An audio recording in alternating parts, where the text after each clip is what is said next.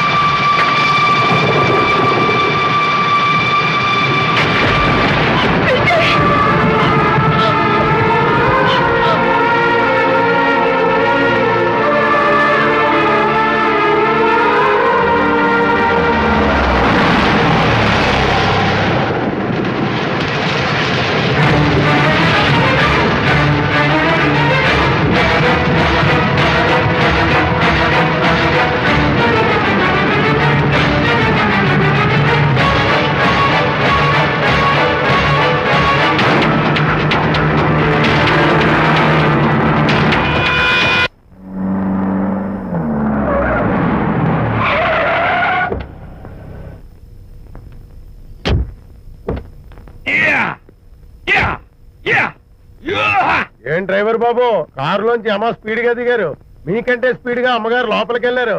ఏంటి స్వీట్ లాంటి కాపురంలో కారం చల్లడాక? హలో మిస్టర్, పెద్దవాళ్ళ విషయాల్లో తలదొచ్చొద్దు. వంటవాడి రేంజ్ లోనే ఉండు. రేయ్, నువ్వు డ్రైవర్ ఏమో గాని నేను వంటోండి కాదురా, ఈ ఇంటోండి. ఎవరెవరు ఎలా మంటలు పెడుతున్నారో నేను చూస్తున్నాను రా. ఓహో, వీడికి మామూలు టచ్ ఇస్తే కుదరదు, టైటానిక్ టచ్ ఇవ్వాల్సిందే.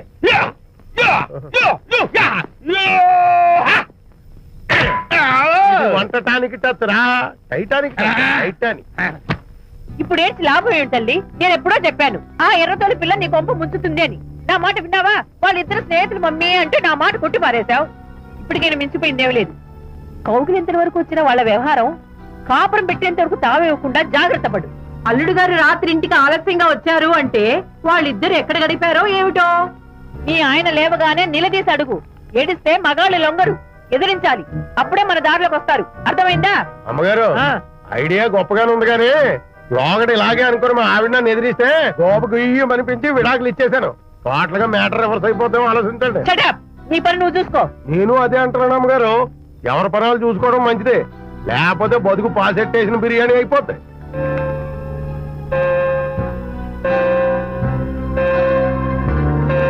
శాంతి, కాఫీ.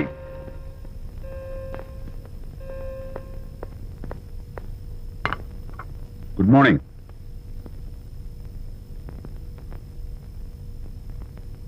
సారీ శాంతి, రాత్రి వచ్చేసరికి నువ్వు నిద్రపోయావు. ఇంకా లేపడం ఎందుకులే అని నేను పడుకుడిపోయాను. నిన్న రాత్రి బాగా లేట్ అయిపోయింది. ఎందుకు లేట్ అవదు? ఆడిటర్స్ తో మీటింగ్ కదా, ఆ లెక్కలు డొక్కలు చూసుకోవడానికి ఆ మాత్రం లేట్ అవుతుందని నేను అనుకున్నా. అన్నట్టు చెప్పడం మర్చిపోయాను. లాస్ట్ మినిట్ లో ఆడిటర్స్ ప్రోగ్రామ్ క్యాన్సిల్ అయింది. అయినా పాపం మీరు ఫంక్షన్ కి రాలేకపోయారు. ఓ, వర్షం వచ్చింది కదా, వర్షంలో తడుస్తూ కౌగిలించుకోవడం మీకు ఇష్టం కదా. ఏ ఫ్రెండ్ కౌగిట్లోనో ఇరుక్కుపోయి ఉంటారు. ఏమిటి శాంతి, ఏమిటి అర్థం లేని మాటలు? మీ నడి రోడ్డు భాగవతం చూశానులేండి. ఓ అదే, పాపం అనిత రాత్రి వాళ్ళ ఆయనతో గొడవపడి ఇంట్లోంచి బయటకు వచ్చేసింది. సరిగ్గా అదే సమయానికి నాకు ఆడిటింగ్ క్యాన్సిల్ అయ్యి నీతో పాటు ఫంక్షన్ వద్దామని ఇంటికి వస్తుంటే దారిలో ఎదురుపడింది. తన బాధంతా చెప్పుకుంది.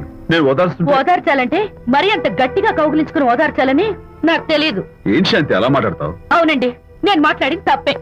ఆవిడ గారు మీరు క్లోజ్ ఫ్రెండ్స్, మీకు ఆవిడకి మధ్య చాలా ఉంటాయి. అవన్నీ మీరు నాకు చెప్పవద్దు, నేను విన్నవద్దు.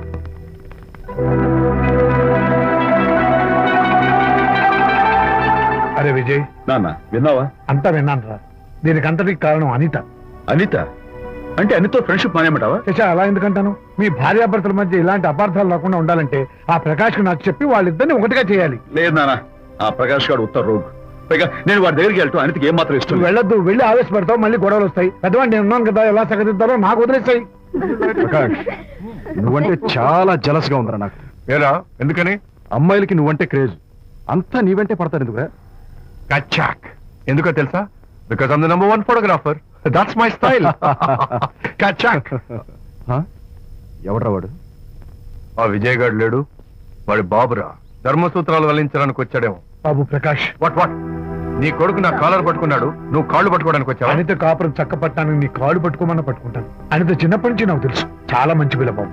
ఎరా, బాయ్ ఫ్రెండ్ చేత మొగుడిని కొట్టించిన పిల్ల మంచి పిల్ల అంటావా? అది మా విజయ్ తప్పు బాబు. ఆవేశపడి నేను కొట్టాడు. అందులో అనిత ప్రమేయం ఏమీ లేదు.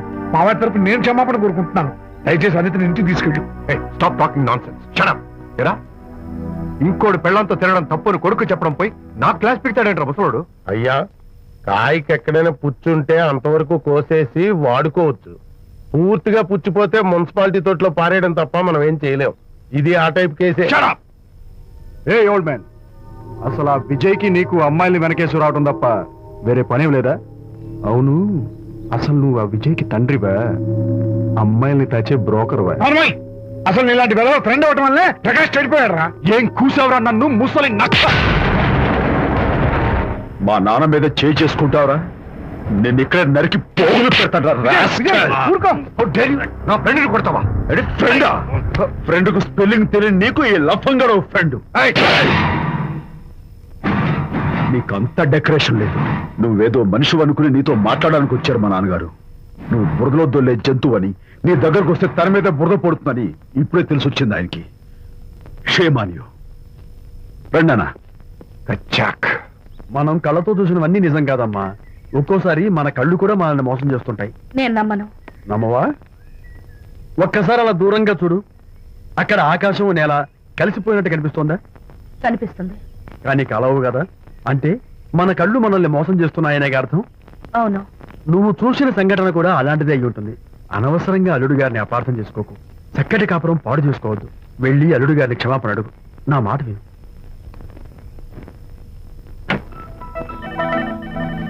May come in.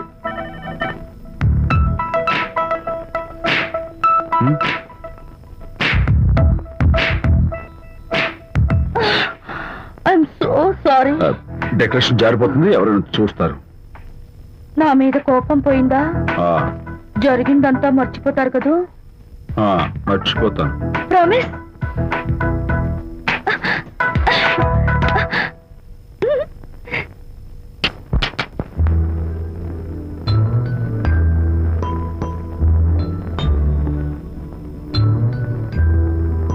పాపా పాపా, ఏంటి బొమ్మలో పుట్టబోయే నీ బిడ్డ ఎలా ఉంటాడో చూసుకుంటున్నావా?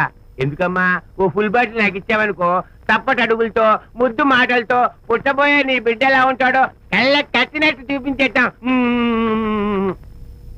ఏంటి రెస్పాన్స్ లేదు? లీనమైపోయావా? మరి నేనేమైపోను?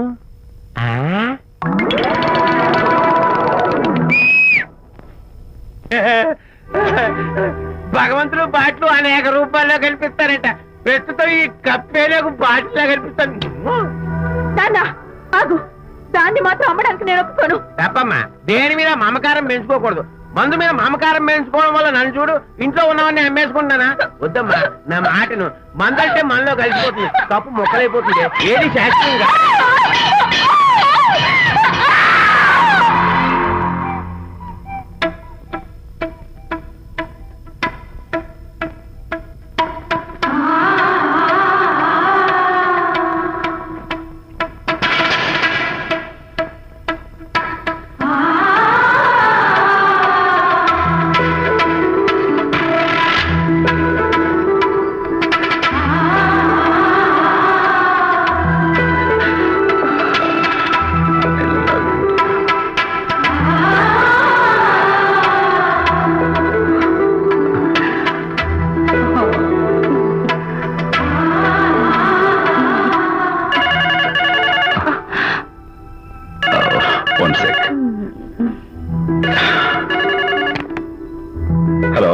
నేను విషయం మాట్లాడుతాను. బాబు, అనితమ్మ గారిని ఆ తాగుబోసు వచ్చినోడు తోసేశాడు.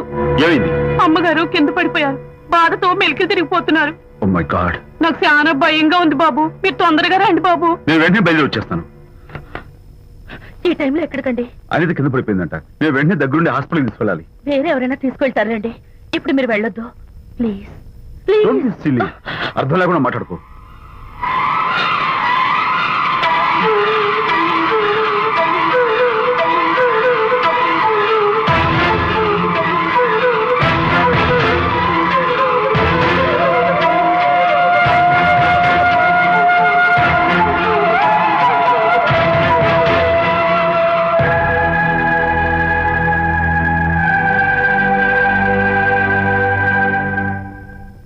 డాక్టర్ అనితకి నథింగ్ టు వరీ.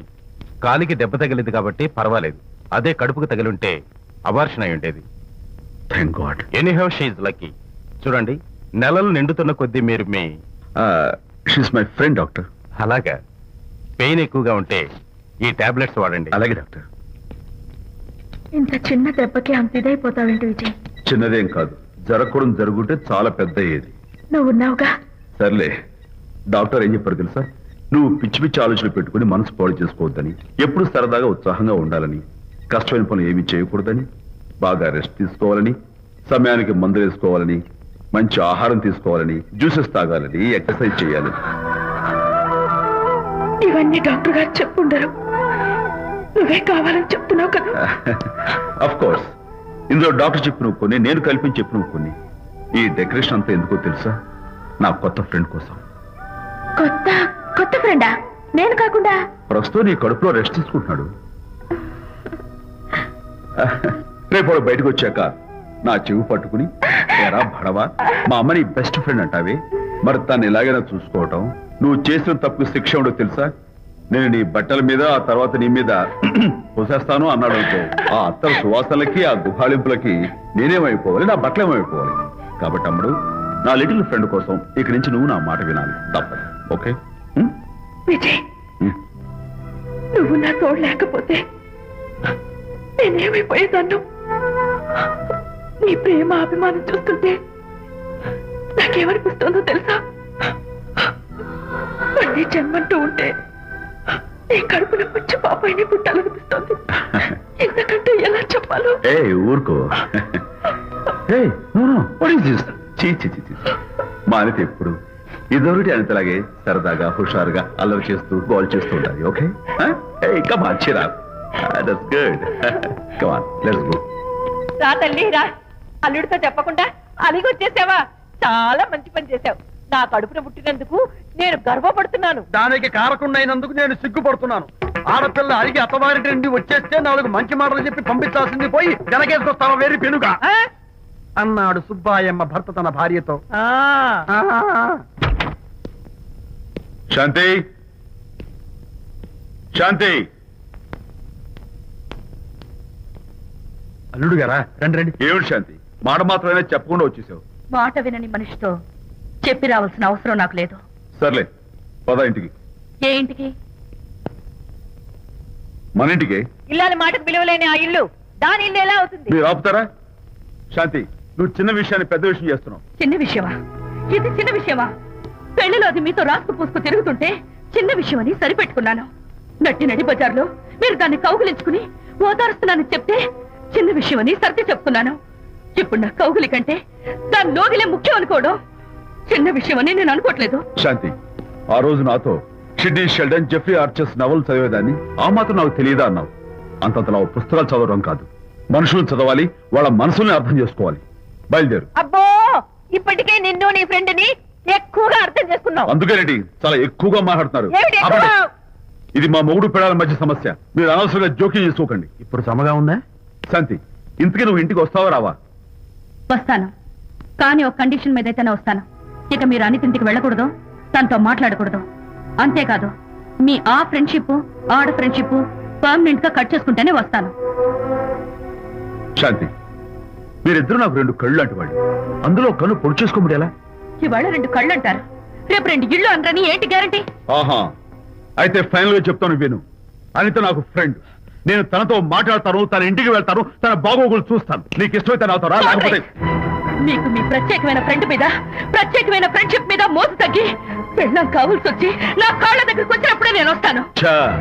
నీకు అంత డెకరేషన్ లేదు. పవిత్రమైన స్నేహానికి అర్థం తెలుసుకుని, భర్త లేని ఆడదాని బతుక్కి అర్థం లేదని గ్రహించి నువ్వే వచ్చి నా కాళ్ళు పట్టుకుంటావు. Mind it.